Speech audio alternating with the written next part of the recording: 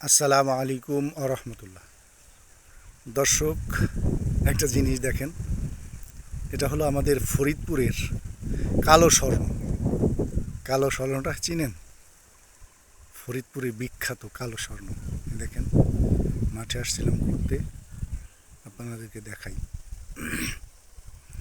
আপনাদেরকে না দেখাইলে তো বুঝবেন না যে কালো স্বর্ণটা কি।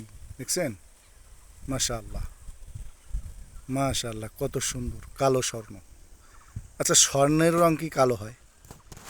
কিন্তু এটাকে কালো স্বর্ণ বলা হয়।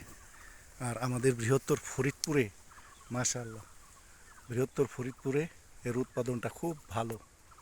মাশাআল্লাহ, আল্লাহ তাআলার নেয়ামত। কালো স্বর্ণটা কি জানবেন? এটা হলো পেঁয়াজের বীজ।